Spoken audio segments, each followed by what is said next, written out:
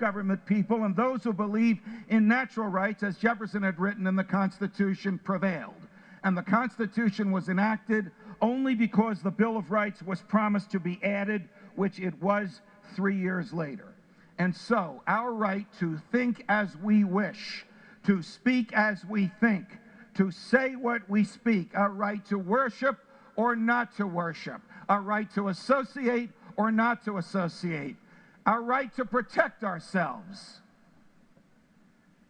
If anybody tells you that the Second Amendment was written to protect hunters' rights, there's some liberal crackpot from New York or California.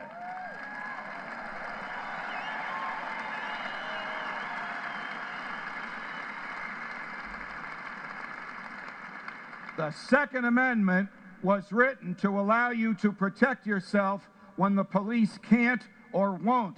And it was written to allow you to use it against the government if it is taken over by tyrants.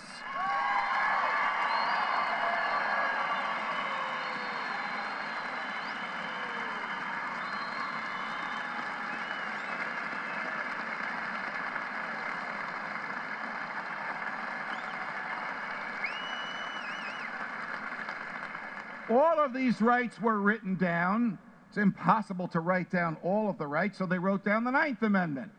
And the Ninth Amendment said, just because we wrote down some rights in the preceding 8 amendments doesn't mean these are the only rights that we've written down. But we have created a limited government. It can't do everything. It can only do the specific 17 powers, specific 17 things we have said in the Constitution.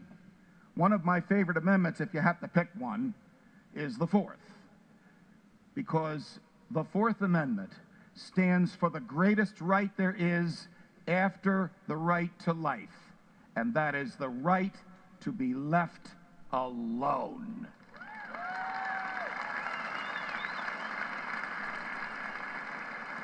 Today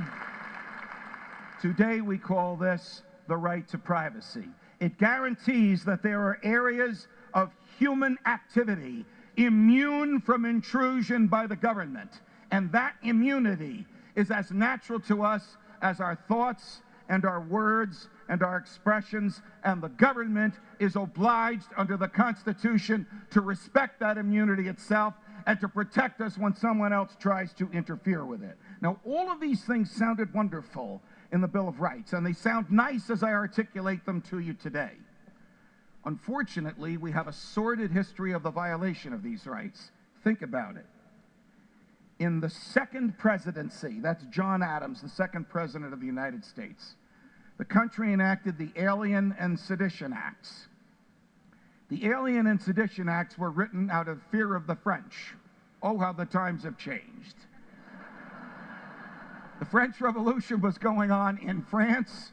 The government here was worried that something similar might happen. Jefferson had been the ambassador to Paris before we were the United States of America under the Constitution. He was the ambassador under the Articles of Confederation. So they wrote this bizarre law which said if you're French and you want to be an American citizen, you have to be here for 14 years. Oh, and by the way, if you are here, French, American, alien, foreign, natural born, whatever you are, if you criticize the government and bring it into disrepute, specifically the president, the cabinet, the Supreme Court, and members of Congress, you can be charged with violating the Alien and Sedition Acts and sent to jail for 2 years.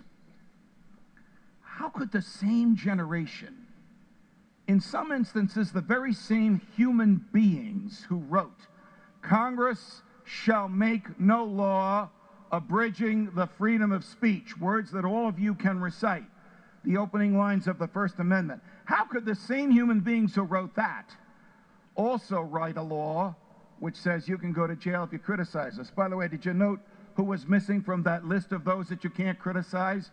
The vice president. It was Jefferson. He didn't care what they said about him. You remember a little bit of history. In those days, people didn't run on tickets. Everybody ran for president. Whoever finished first became president. Whoever finished second became vice president. Can you imagine how bizarre this would be in today's times? Nevertheless, John Adams had a vice president who hated him, and Jefferson had a president he didn't want to talk to, but that was the law at the time. Congressman Matthew Lyons, a small government Jeffersonian anti-federalist from Vermont, said that President Adams was more interested in pomp and circumstance than he was in the powers of the presidency.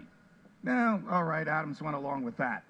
And then Congressman Lyons went a little too far, and he made fun of the president's waistline.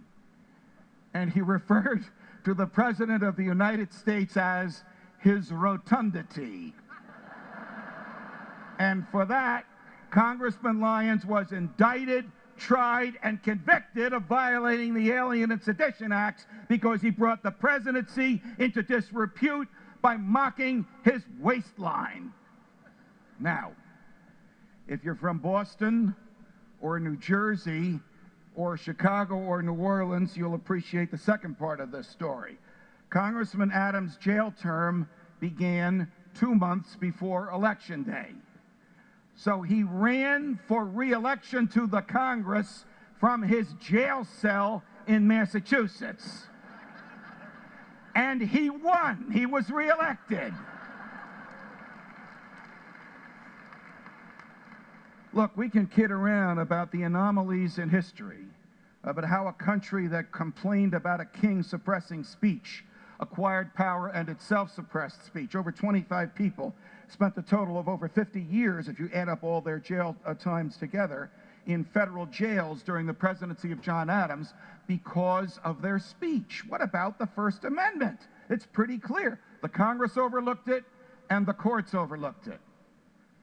That's why it's important that you understand what your rights and liberties are, because a government that doesn't like you, or worse yet, a government that hates you, or worse yet, a government that fears you, will overlook the natural rights that are yours and will not protect those rights, and you may just have to protect them yourself. This is a pattern that repeats over and over in our history. During the Civil War, whatever you think of the nobility of the Northern cause or the treacherous nature of the Northern cause, whichever side you're on, was it a war against slavery or was it a war for power? Was it a war against states' rights? Was it a war to collect tariffs from ports in the South? Whatever you think. Abraham Lincoln locked up 3,000 newspaper reporters, not soldiers shooting at him, but newspaper reporters in the North, because they criticized the war effort.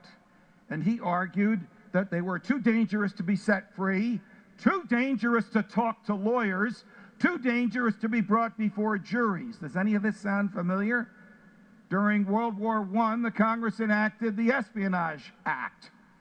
The Espionage Act made it a crime to try and talk someone out of supporting the war. A crime to talk. Ask Abe Gitlow, an immigrant from Eastern Europe, who went into the basement of a friend's repair shop and cobbled together, if you're my age, you remember this, one of those old-fashioned mimeograph machines. You remember those? It was a barrel with a stencil with ink on the inside. If you spinned it at the right speed and you put the paper in the right place, it would reproduce on the paper what you had cut on the stencil. So he cuts on the stencil, if you're drafted, don't go. The war is unlawful, resist it. And he takes these crudely printed documents and he hurls them off the roof of the tenement where he lives on the Lower East Side of Manhattan. Somebody gets it and gives it to the government, and he's prosecuted, tried, and convicted and sentenced to 20 years in jail for exercising his free speech. At the trial of Mr. Gitlow, the government couldn't find anybody who found or read or understood the pamphlets. He wrote them in Yiddish.